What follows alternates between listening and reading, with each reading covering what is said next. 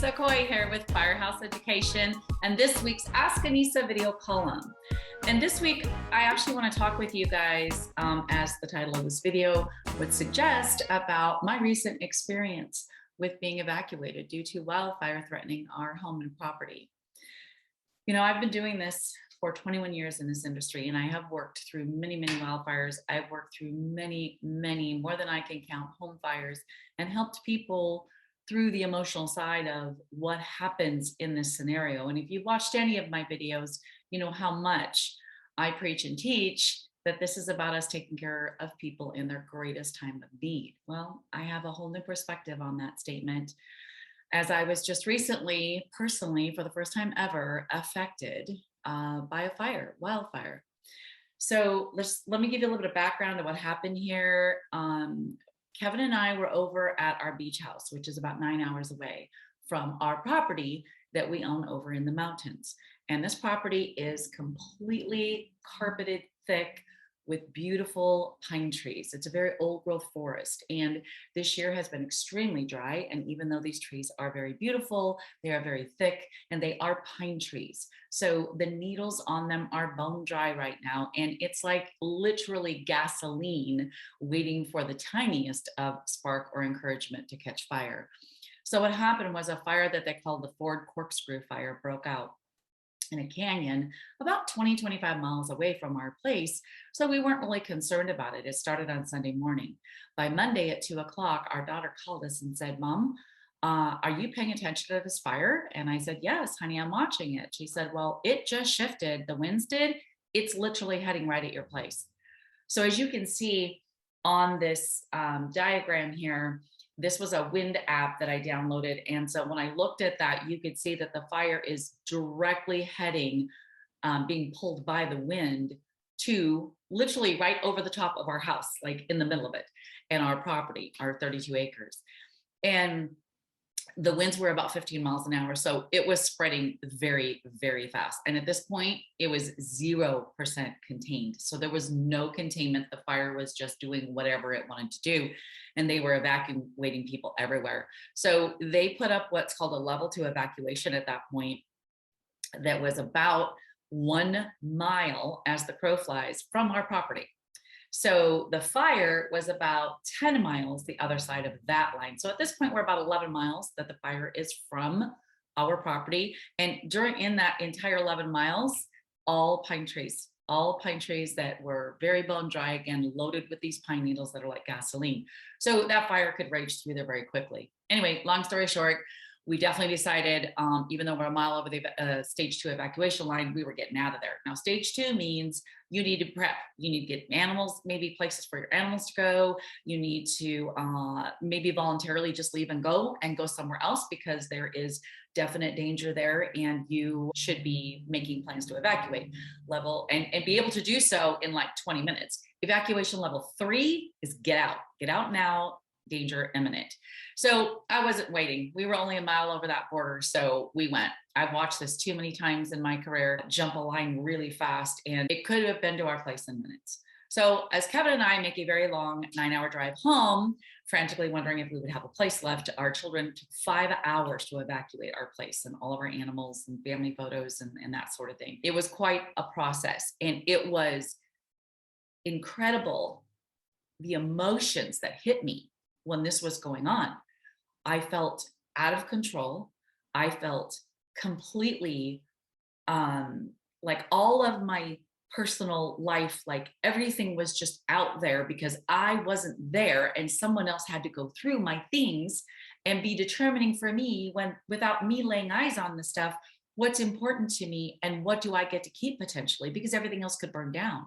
Now, these are my children, my 4 children, and 5 of my grandchildren were there moving my things out. My grandson's calling me saying, "Grandma, is this where your drone is? Where's this camera gear? Where's this, electronic piece? Oh, don't worry, Grandma.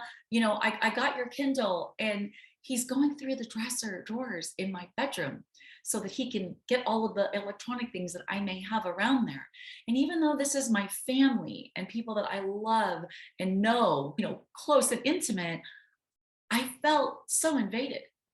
And I felt so out of control and like someone else was in my things and in control, and it wasn't me.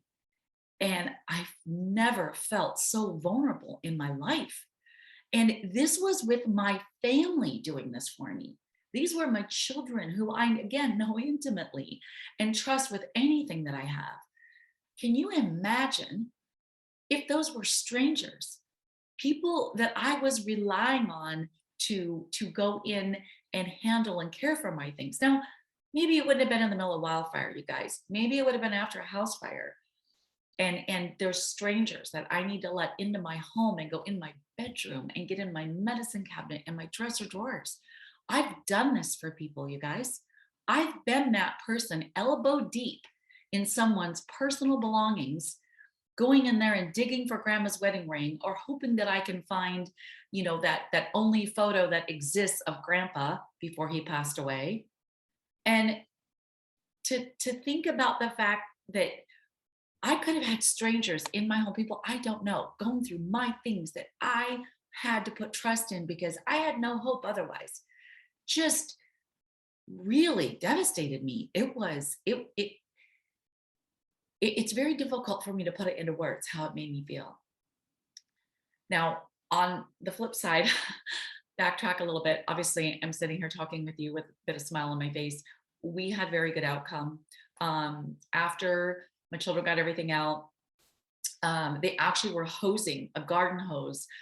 Here you can see in the picture, garden hose. My daughter was hosing down the roof of our cabin, and you could see the smoke and fire behind it. At this point, the fire was about 2 miles from our house and our property, and it was incredible. And my daughter sent me this picture, and it was about 7:15 at night. They started evacuating around 2 o'clock, and it was 7:15. And my daughter called me or sent me that text, and I was pulled over beside the road, but we were still in Oregon trying to head back up. And so I pulled up that photo and saw it, and I just immediately called my daughter. I said, I don't care what's out. I don't care what's evacuated. Get out. It was extremely emotional to see that photo, and to know that my kids were standing there. And it scared me to death. I wasn't sure, sometimes roads can get cut off because of fire and all of that. So I just said, that's it. I don't care what's out. I don't care what's left. Get out. I want every one of you off the property now. And my daughter said, Mom, I'm the only one here. I'm going to spend 10 more minutes doing the roof, shut the hose off and go. Everyone else is gone and everything has been removed. And it just, the emotions that hit me, not only the fact that, this was going on, we could lose our cabin, we could lose a bunch of our other contents that we moved into storage there on the property. Our son had a cabin built there too. We could lose that. We could actually just lose all of the trees on our property and have our land be devastated.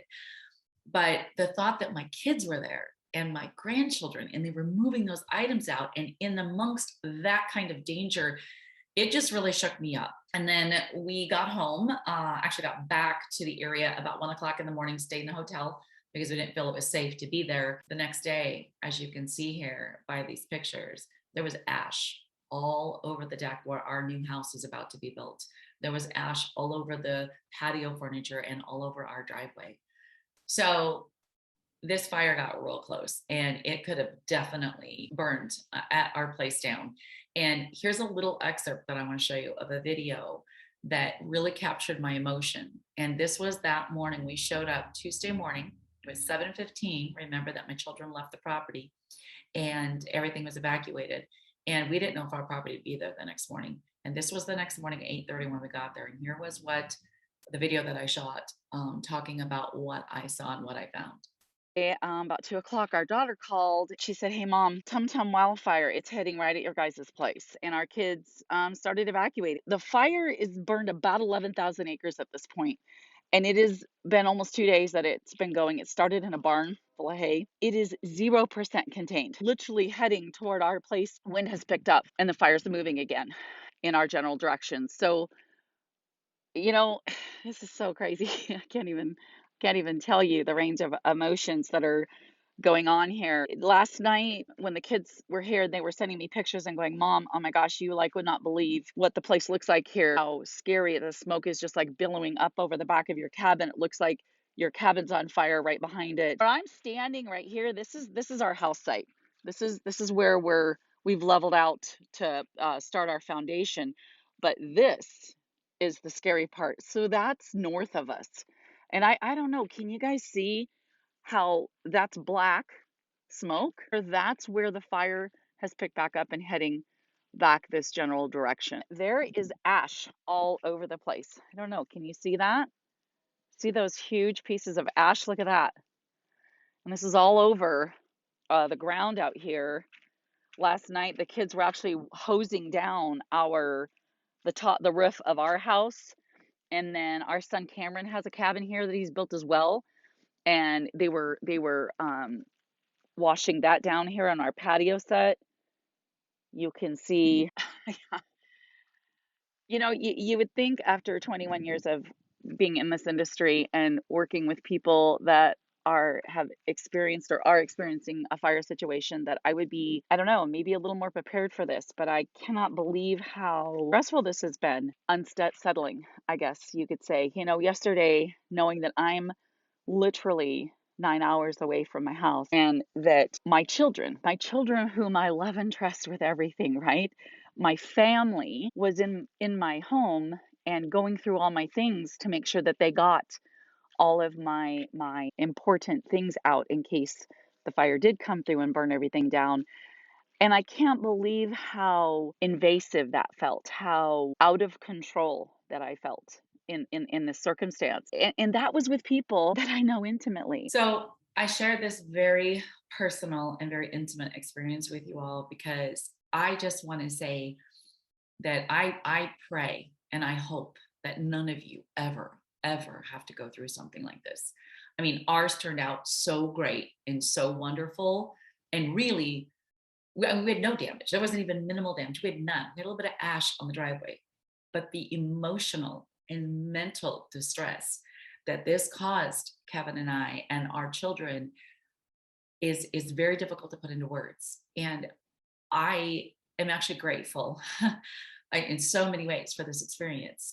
Number one, it turned out the best case scenario, right? We were okay. There were 18 other families that weren't. 18 homes, 18 families lost their homes and everything inside of them. There were many animals that didn't make it through this fire. So this has given me a whole new passion for the education that I do in this industry, especially when we're dealing with fire victims and contents cleaning. And I believe that this is going to make me stronger and better to be able to help you understand what your client's going through in this kind of situation. I know it's going to help me because this is a perspective that I never ever wanted or thought that I would have, but I am now grateful that I do because I'm going to use it to serve my community even better and in a bigger way. Well, thank you so much for letting me share this with you. And thank you so much for spending time with me. You know how much I value your time. And on that note, if you have questions, please email me, Anissa@firehouseeducation.com. And I will see you on next week's Ask Anissa video column.